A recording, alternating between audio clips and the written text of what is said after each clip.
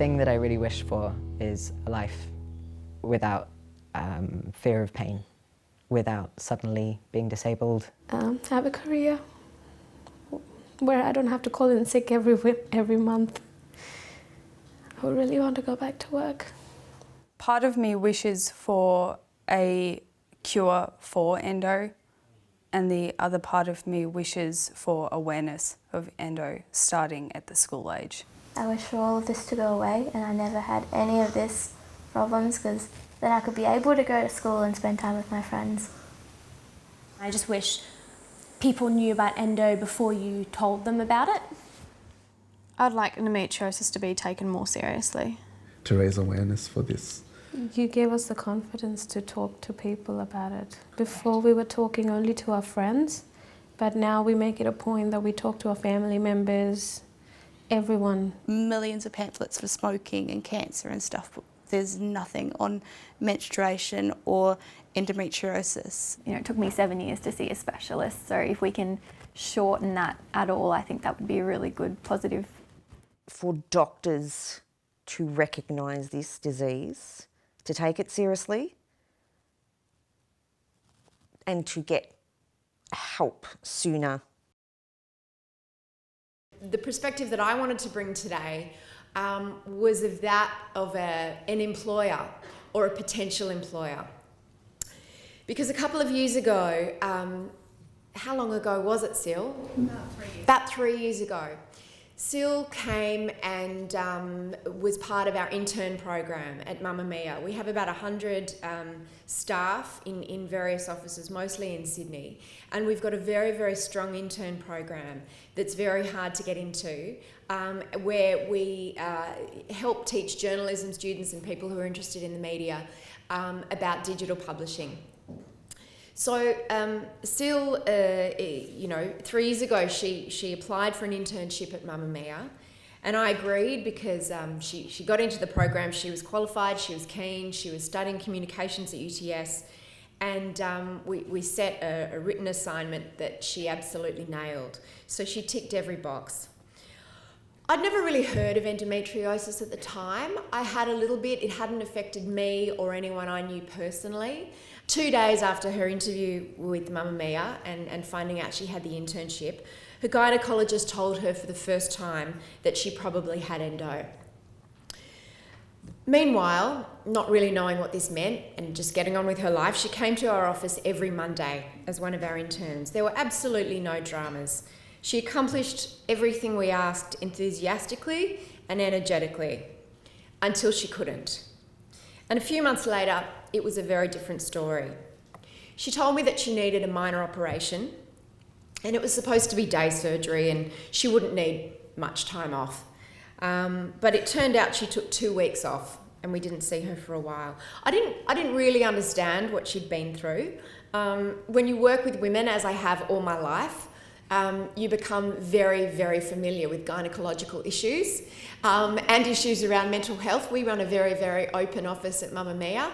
It's not unusual for people to, have regular times when they come in late because they've got psychologist appointments or mammograms or, all kinds of gynecological and different women's health issues. So I sort of didn't think much of it. I assumed she'd have the operation and she'd be fine. But, then I started noticing, and everyone at work started noticing that things were changing. We thought that it was kind of odd that she'd come and then suddenly she'd have to leave early. Sometimes she'd come late, other times she'd call in sick.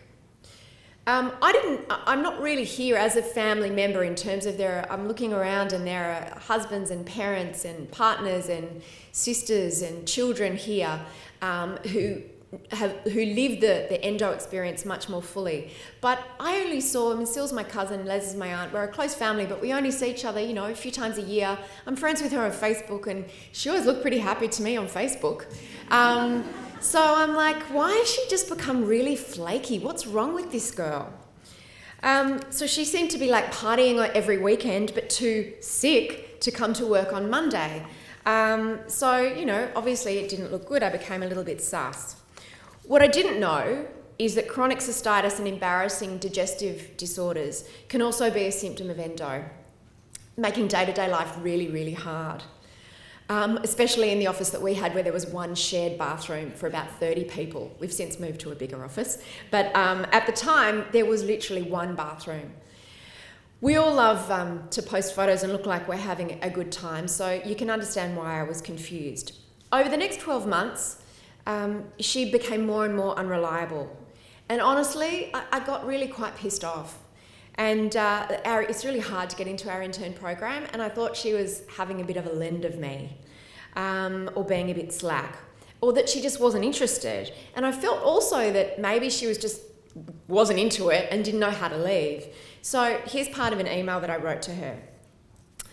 Syl, I appreciate you've been sick and that must be really tough. But even on the days you've been well, you've been coming in late and leaving early, and it's been pretty inconsistent. Clearly your heart isn't in it. And the last thing I would want is for you to feel obligated to stay. There are so many people who are absolutely busting to be part of our intern program. So as much as I love you like a sister, I have to be fair and give your place to someone who really wants it and who'll make the most of the opportunity.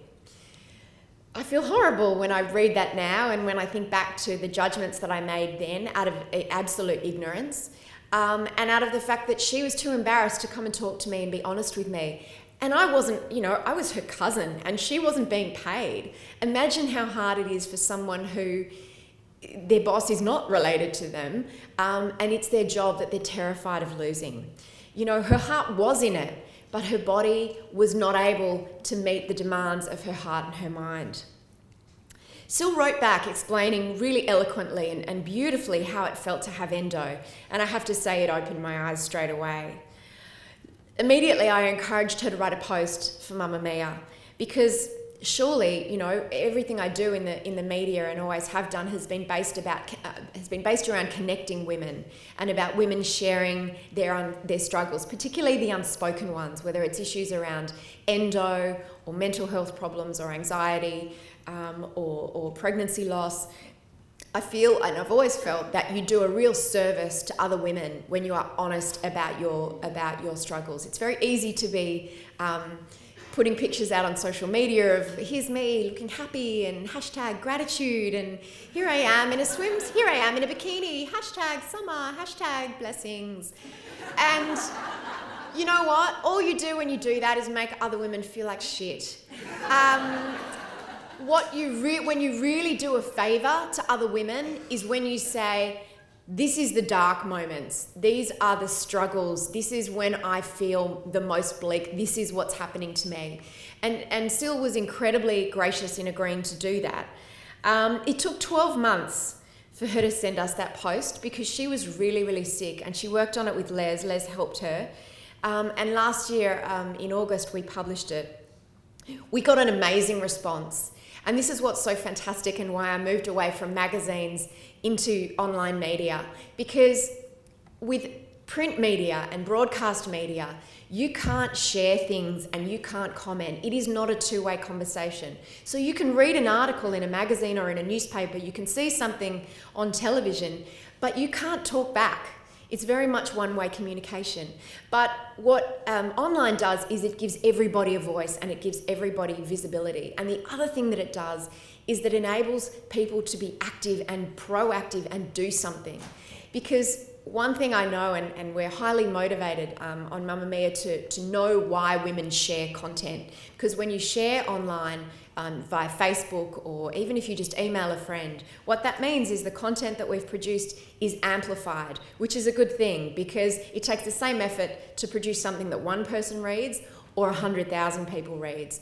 And what Syl's post did, and later what her campaign with Les did for the endo drug, which they astonishingly got introduced, was that it enabled everybody to have a voice. And one of the biggest reasons women like to share online is because they like to be helpful.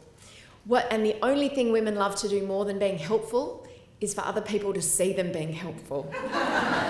So the women that signed that petition, the women that shared that petition, and the men didn't necessarily have endo. They might not have even known anyone that had endo, but they read the story, they learnt about the issue, and they realised that by posting on their social media networks, they could firstly help create a social movement, help to enact real change, which Syl and Les couldn't have mobilised people in that way before online media, before women were able to pass that around and spread the message of just two people and on behalf of so many more.